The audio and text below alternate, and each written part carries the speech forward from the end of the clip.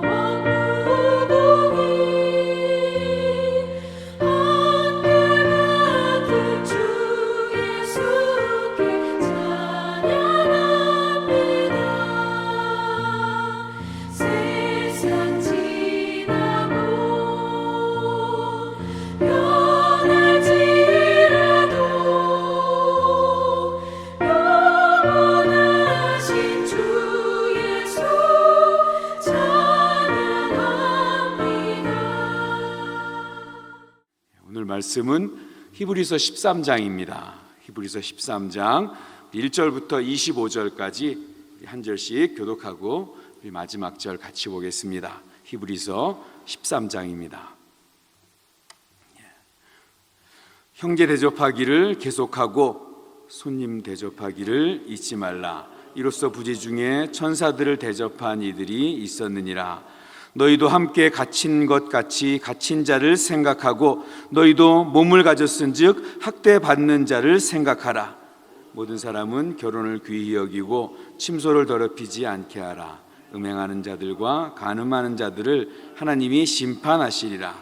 돈을 사랑하지 말고 있는 바를 족한 줄로 알라. 그가 친히 말씀하시기를 내가 결코 너희를 버리지 아니하고 너희를 떠나지 아니하리라 하셨느니라. 그러므로 너희가 항상 말하게 주를 한 줄둠이시니 내가 없소하지 아니하겠느니라. 사람이 어찌 아니요 하나님의 말씀을 너희에게 일러주고 너희를 인도하던 자들을 생각하며 그들의 행실의 결말을 주의하여 보고 그들의 믿음을 본받으라. 예수 그리스도는 어제나 오늘이나 영원토록 동일하시느니라. 여러 가지 다른 교훈에 이끌리지 말라. 마음은 은혜로서 굳게함이 아름답고 음식으로서 할 것이 아니니 음식으로 말미암아 행하는 자는 유익을 얻지 못하였느니라. 우리에게 제단이 있는데 장막에서 섬기는 자들은 그 제단에서 먹을 권한이 없나니 이는 죄를 위한 짐승의 피는 대제사장이 가지고 성소에 들어가고 그 육체는 영문 밖에서 불사름이라. 그러므로 그리스도 자기 피로써 백성들을 거룩하게 하려고 소문 밖에서 재난을 받았느니라. 그런즉 우리도 그의 치욕을 짊어지고 영문 밖으로 그에게 나아가자. 영원한 도성이 없느니 장차 올 것을 찾나니 그러므로 우리는 예수로 말미암아 항상 찬송의 제사를 하나님께 드리자. 이는 그 이름을 증언하는 입술의 열매니라. 오직 선을 행함과 서로 나누어 주기를 잊지 말라. 하나님은 이같이 제사를 기뻐하시느니라. 너희를 인도하는 자들에게 순종하고 복종하라. 그들은 너희 영혼을 위하여 경성하기를 자신들이 청산할 자인 것 같이 하느니라. 그들로 하여금 즐거움으로 이것을 하게 하고 근심으로 하게 하지 말라. 그렇지 않으면 너희에게 유익이 없느니라. 이를 위하여 근시하라. 이를 위하여 너희에게 선한 양심이 있는 줄을 확신하노라. 내가 더 속히 너희에게 돌아가기 위하여 너희가 기도하기를 더욱 원하노라.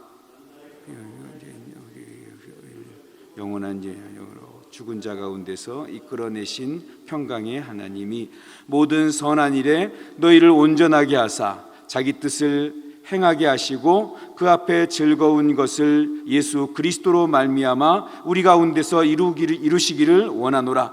영광이 그에게 세세토록 있을지어다. 아멘. 형제들아, 내가 너희를 권하노니 권면의 말을 용납하라. 내가 간단히 너희에게 썼느니라. 우리 형제 디모데가 노인 것을 너희가 알라. 그가 속히 오면 내가 그와 함께 가서 너희를 보리라. 너희를 인도하여 낸 사람에게 문안하라. 이달리아에서 온 자들에게도 너희에게 문안하라. 같이 봅니다. 은혜가 너희 모든 사람에게 있을지어다. 아멘. 오늘은 하나님이 기뻐하시는 제사라는 제목으로 같이 말씀을 나누겠습니다.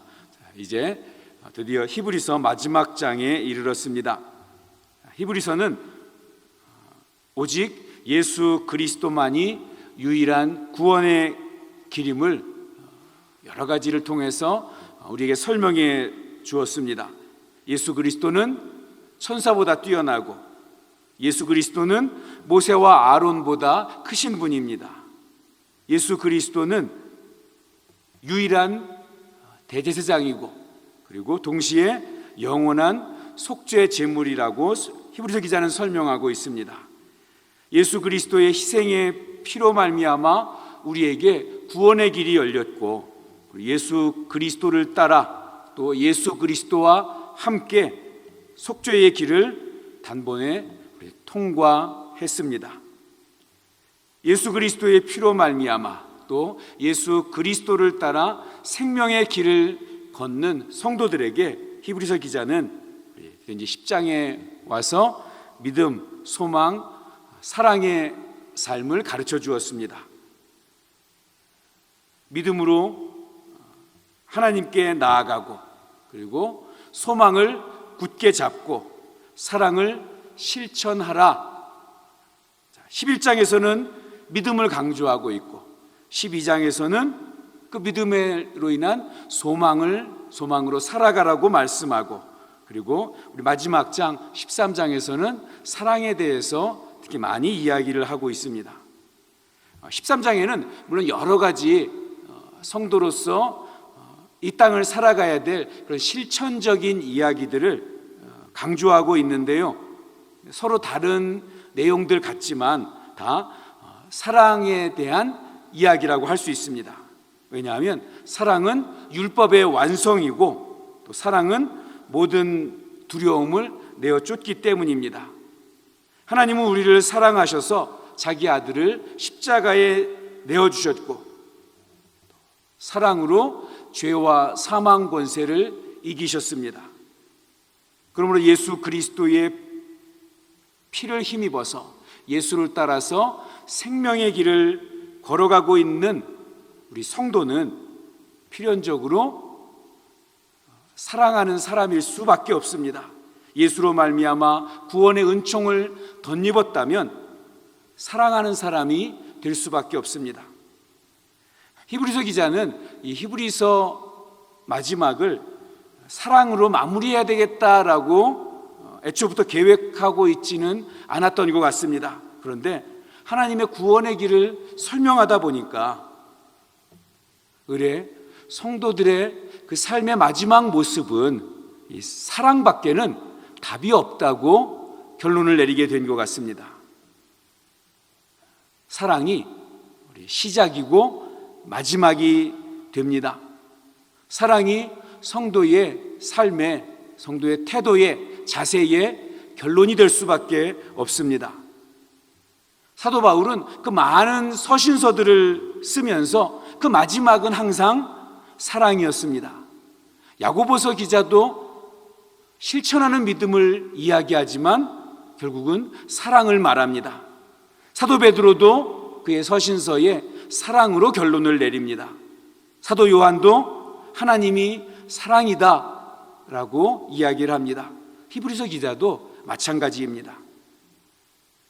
예수의 피를 힘입어서 예수를 따라 생명의 길을 걷는 자는 사랑하는 사람입니다. 이것은 성도의 선택사항이 아니라 성도의 존재 방식입니다. 그래서 13장은 모든 독자들에게 사랑하라고 권면하면서 동시에 예수의 피를 힘입어서 생명의 길을 걸어가라 라고 이야기를 하고 있습니다. 1절입니다. 형제 사랑하기를 계속하고 형제를 사랑하라 라고 이야기하고 있지 않습니다. 형제 사랑하는 것을 계속하라고 이야기하고 있습니다. 사랑을 중단하지 말라는 거죠. 2절에서는 손님 대접하기를 잊지 말라. 나에게 잘해주는 사람, 나에게 이익이 되는 경우에만 사랑하는 것이 아니라 전혀 나와 관련 없는 사람에게조차도, 나그네에게조차도, 그냥 지나가고 많은 다시 안 볼 사람에게도 사랑을 보여주라고 이야기합니다. 3절은 학대받는 자를 생각하라. 사랑은 나보다 더 뛰어난 사람들, 내가 존경할 만한 사람들에게만 하는 것이 아니라 나보다 힘들고 나보다 낮은 사람들, 그래서 나에게 다시 유익을 가져다 주지 못할 그런 사람들을 돌아보는 것이라는 뜻입니다. 4절에서는 모든 사람은 결혼을 귀히 여기고 사랑은 언약을 통해서 한 몸 된 배우자들에게 헌신하는 것입니다. 5절에는 돈을 사랑하지 말고 있는 바를 좋게 여기라. 사랑의 힘은 눈에 보이는 돈에서 나오는 것이 아니고 눈에 보이지 않는 하나님에게서 나온다는 것입니다. 그래서 사랑받는 사람, 또 사랑하는 사람은 결코 돈이 앞서지 않습니다. 풍족한 데서도 감사하고 또 궁핍한 데서도 감사할 수 있게 됩니다. 또 7절에서는 말씀을 맡은 이들을 본받고 그들에게 복종하라고 권면합니다. 이도 사랑이 아니고서는 불가능한 일입니다. 목사를 존중하고 본받는 이유는 능력이 많아서가 절대 아닙니다. 그들이 말씀을 맡아서 그 말씀을 붙들고 씨름하면서 말씀을 전하려고 애쓰기 때문입니다. 그러므로 말씀을 전하는 자들에게 대한 존경과 사랑은 더욱더 순전하게 그 말씀 전하는 자들로 하여금 더 말씀을 생각하게 하고 말씀을 받는 자들을 위해서 기도하고 사랑하게 만듭니다. 16절의 권면을 한번 보십시오. 오직 선을 행함과 서로 나누어 주기를 잊지 말라. 하나님은 이 같은 제사를 기뻐하시느니라. 하나님께서 기뻐하시는 제사가 어떤 제사입니까? 흠이 없는 제물을 바치는 것을 하나님이 기뻐하십니까? 아니면 율법을 완전하게 성취하는 삶을 하나님이 기뻐하십니까? 아닙니다. 하나님은 선을 행하고 나누어 주고, 그러니까 사랑을 실천하는 그러한 모습이 하나님이 기뻐하시는 제사라고 그렇게 말씀하고 있습니다. 히브리서를 마무리합니다. 우리가 히브리서에서 이야기했던 이 구약의 제사 절차 다 모릅니다. 성막의 구조가 어떤지 우리 잘 모릅니다. 알면 좋지만 구약의 제사를 통해서 또 성막의 구조를 통해서 우리가 공부하면서 많은 은혜를 받고 하나님에 대해서 깨닫게 되지만 몰라도 괜찮습니다. 대신 예수님께서 우리를 구원하시기 위해서 우리 대신 고난을 받으셨고 우리 대신 십자가를 지시고 또 십자가에서 죽으셨음은 결코 몰라서는 안 됩니다. 잊어서도 안 됩니다. 왜냐하면 그것이 우리를 향한 하나님의 또 이 땅에 있는 가장 큰 사랑이기 때문에 그렇습니다. 가장 위대한 사랑이기 때문에 결코 잊어서는 안 됩니다. 우리를 살리신 하나님의 사랑은 이제 우리의 손과 발을 통해서 세상으로 전해지게 됩니다. 이것이 세상을 향한 하나님의 뜻이고 우리를 향한 하나님의 기대입니다. 너희가 하나님의 손과 발이 되어서 하나님이 보여주신 그 사랑 세상에 보여주라고 말씀하십니다. 이것이 오늘을 최선을 다해서 살아가는 성도의 모습이 되어야 합니다. 오직 하나님만을 사랑하고 또 그 사랑을 증명하기 위해서 이웃을 사랑하십시오. 먼데 있는 사람을 사랑하기 전에 먼저 가까운 데 있는 사람부터 사랑하기 위해서 최선을 다해야 합니다. 북한에 있는 김정은 사랑하는 것보다 오늘 내 옆에 있는 사람들 사랑하는 것이 사실은 더 중요하고 더 어렵습니다. 먼데 있는 아프리카에 있는 사람들 선교해야죠. 그러나 그 사람들에게 복음 전하는 것보다 더 중요한 것은 오늘 내 옆에 있는 사람에게 예수를 보여주고 주님의 사랑 나누어 주는 것, 그게 더 큰 선교입니다.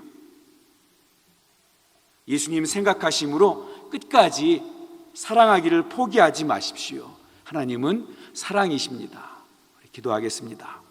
하나님, 오늘도 예수의 피를 힘입어서 생명의 길을 걷습니다. 이 길 걷는 동안 만나는 모든 사람을 사랑하게 하여 주시옵소서.